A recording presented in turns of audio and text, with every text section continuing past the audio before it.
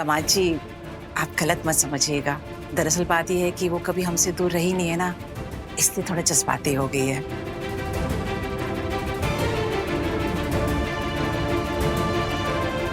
अरे किसी का भी दिल एक दिन में नहीं लगता है बेटा। आहिस्ता आहिस्ता तुम्हें उस घर की आदत पड़ जाएगी। शहर में कभी रही नहीं है, इतना बड़ा घर, इतने सारे लोगों को देखकर शायद डर गई होगी वो। हम समझाते हैं उसे।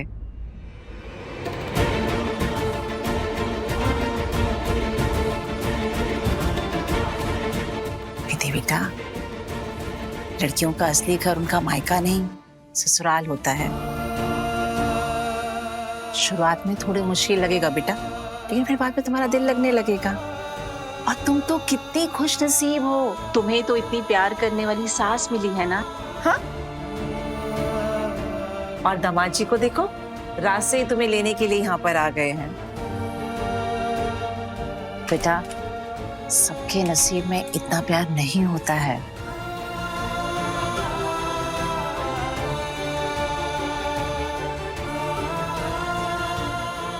कुसुम जी, दामाद जी को जाना भी है, नाश्ता लगा दो।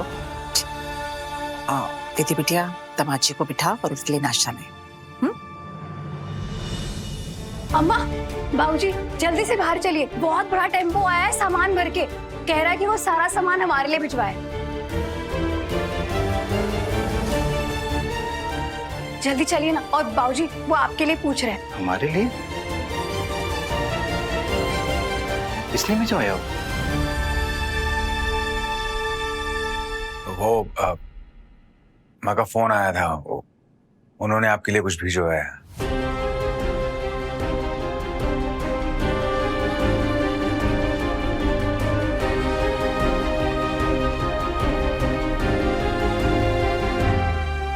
चलिए अम्मा।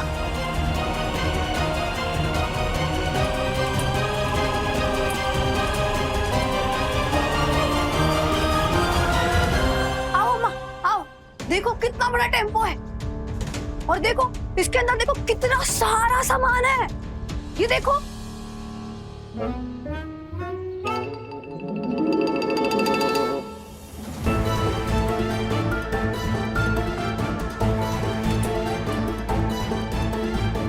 आप मनोज जी हैं? ये सारा सामान सरोज जी ने आपके लिए भेजा है। थोड़ा रुकिए।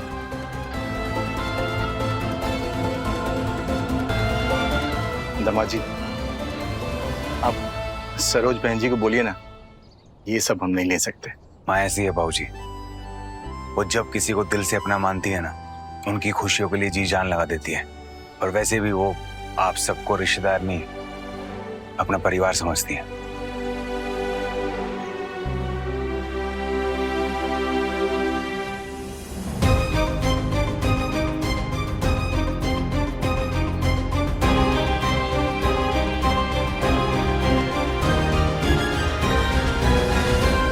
विधि भाभी, इसीलिए तो हम कहते हैं सरोज मौसी दुनिया की सबसे खास सास हैं।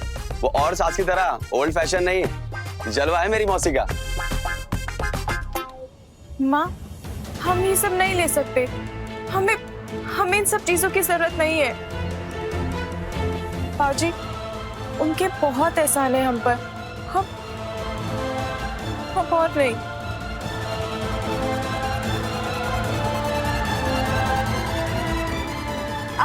आप प्लीज ये सारा सामान वापस ले जाइए। एक मिनट विधि, ये सामान नहीं, माँ का प्यार है। और अगर तुम ये सामान वापस लौटाओगी ना, तो माँ को अच्छा नहीं लगेगा। और रही बात एहसान की, एहसान गैरों पे किया जाता है, अपनों पे नहीं। और फिर भी तुम कहोगी तो मैं माँ को बोल के ये सारा सामान वापस लौटा दूंगा।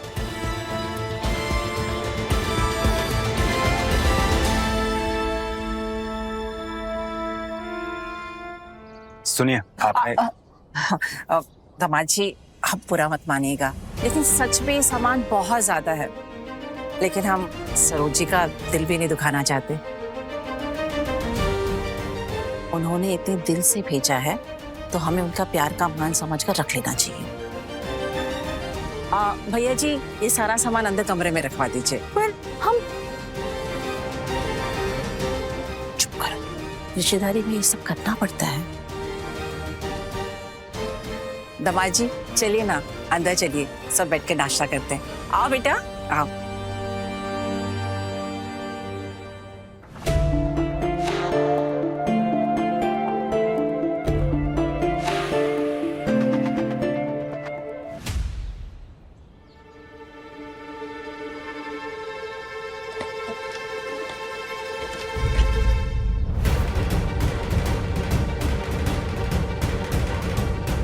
इस घर की इज्जत और विधान की खुशियां, ये सब कुछ अब तुम्हारे हाथ में है। बहू वो तराजू है, वो दोनों घर के राज को हमेशा अपने दिल में समा के रखती है। तुम्हारे माँ बाबूजी निधि की बीमारी को लेके बहुत परेशान है और मैं नहीं चाहती हूँ कि हमारी वजह से उनको कोई तकलीफ हो। माँ, अब हम आपको कैसे बताएं कि हम किस तूफान में फंसे हैं? हाँ, जाने दो अनिरुद्ध को। उसकी दोनों टांगे तोड़कर उसके हाथ में न दे दी ना, तो मेरा भी नाम चतुर चित्रा नहीं। अरे भाई, क्यों तोड़ोगी टांगे उसकी? बड़े भाई के साथ ही तो गया है। तुम ना जानते नहीं हो तुम्हारे लड़के को, बिल्कुल तुम पर गया है। हाँ। एक नंबर का दिल फेंक। वो वहां विधान के साथ नहीं, बल्कि विधि के बहन के साथ चोंच लड़ाने गया है। मैंने देखा था ना उसे शादी में। वो लड़की मेरे अनिरुद्ध को अपने पीछे पीछे लट्टू बनाकर घुमा रही थी, और ये अनिरुद्ध वो भी उसके पीछे पीछे कर रहा था। मैं अच्छे से जानती हूँ गांव की लड़कियों। अरे भाई, ऐसा कुछ नहीं है, तुम ज्यादा मत सोचो। हाँ, क्योंकि तुम सोचते कहाँ हो। आज दीदी ने टेम्पो भरकर सामान उनके घर भेज दिया। और अब वो विधि की बहन सोच रही होगी कि वाह, अमीर घर का लड़का हाथ लगा है, जिंदगी सेट है। और कौन है वो अमीर घर का लड़का? मेरा भोला अनिरुद्ध। हाँ, बिल्कुल तुम्हारी तरह भोला है वो। नहीं, मैं ये कह रहा हूँ कि देखो, तुम्हारे गर्म दिमाग को ठंडा करने के लिए एक अभी ताजा शेर लिखा है मैंने, कहो तो अर्ज करूं। अगर शेर का एक भी शब्द तुमने सुना है ना, तो मैं यहाँ खड़े खड़े शेरनी बन जाऊंगी और तुम्हें कच्चा चबा जाऊंगी। मैं बिल्कुल चुप रहता हूँ। चुप, देखो चुप। आज आने दो अनिरुद्ध को, आज उसकी खैर नहीं।